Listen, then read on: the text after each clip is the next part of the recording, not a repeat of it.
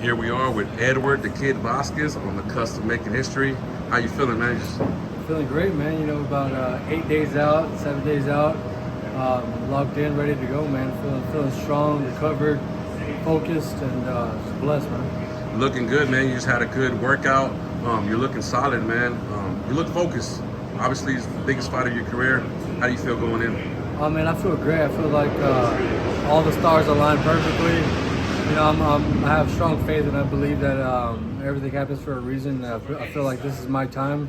This is, you know, the plan that God had for me, and I'm just, you know, living according to plan. I was talking to your coach, man. Obviously, you earned this the hard way, man. Talk to me about, you know, you coming up. You know, you fought on the biggest stages. You know, obviously you won the IBF Eliminator. You won the title to get the chance for it. Talk to me about, you know, the path to get the title. Yeah, you know, I come from the grassroots. You know, from as bottom as it gets in you know, local boxing, and now we're going to fight in Monte Carlo, one of the richest cities in the world. True. Richest cities in the world, and it's the Monte Carlo Casino. So it's just an honor, man, and. I mean, it just took a lot of hard work and dedication. I always saw it through. I always had this vision. Honestly, I didn't expect it to happen this fast. I mean, I say this fast, but I've been boxing 21 years now.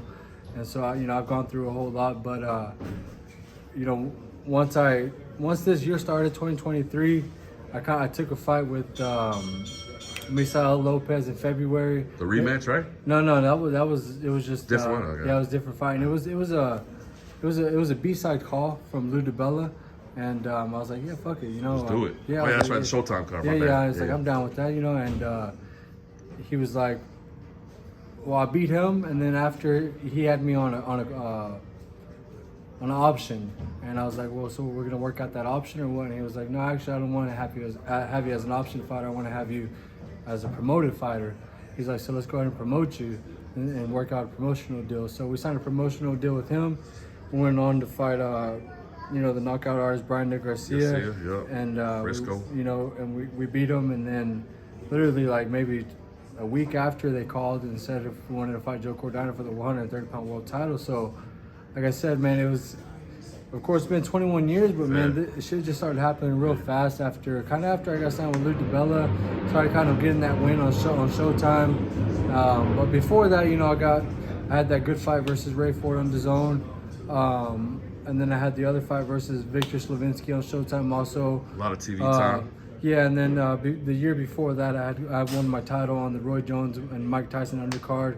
That was my first WBC, USNBC title. So, you know, it just all started happening pretty fast. But, you know, I just think that timing is everything. Everyone has their own timing. And like I tell the guys in the gym, you can be doing this for many years, man. I've seen a lot of people do this for a lot longer than me, but there's almost like, it's just like a little bit of God's touch or luck or whatever you want to call it involved in it, and you could be doing this for 20-30 years and you never get your shot. But you know, I feel like I'm destined. You got to be ready for it too. Yeah, you got to be ready for it, and I feel like I'm destined for it, man. I got to give you your props like I did off camera, man. You earned it, you know. You know, obviously coming out of amateurs, you know, you had a high pedigree.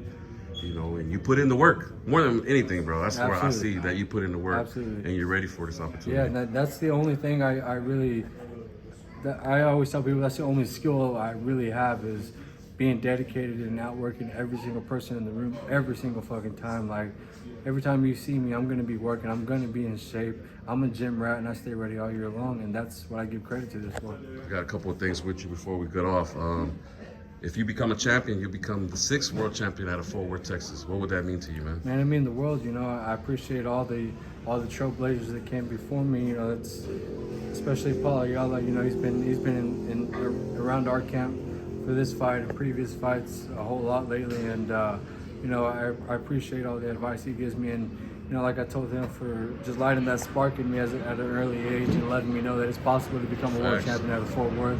So, you know, I appreciate all that, and it was just, you know, it meant the world to be the 6th world champion. He went on the road too, right? Went to Japan at one point. What's that? He went to Japan. Oh, he went on the road. Oh, yeah, that's like what he said. He said his first world title fight was in Tokyo, I believe. Yeah. Yeah, so, and he gave me a pretty good, you know, piece of advice the other day. He said, going to the fight knowing that you're already 2 rounds behind, and that was some cold shit. Yeah, I was like, man, no one's really ever told me that one, and I'm gonna take that with me. That's for sure. player, man. Respect that. Kind of neutral for both you guys. You know, obviously him coming from the UK. You know, you coming from Texas. Yeah. What do you make of him saying it takes somebody special to we talking about Joe Cordina, your opponent, but when he says it'll take someone special to be here? And that's me, man. You know, if you know my story, I'm here for a reason. It's Okay. because I'm special. You know what I mean? It's like you said, there's 6 world champion from Fort Worth. That's not a whole lot of fighters that make it to this level. So it's got to be something special about me. Hey, you realize a lot about his power. I kind of heard you on the pre-fight, you know, saying that you're going to neutralize that. Just going in, what's your expectation of the fight?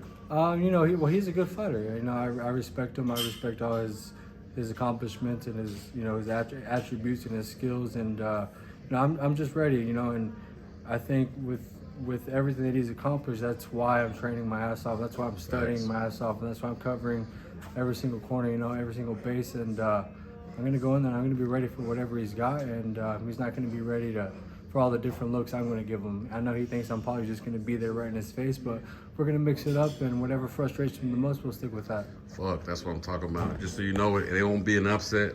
My man is bred for it, born and bred. Appreciate the time, man. Good luck out there. Thank you, bro. I appreciate it.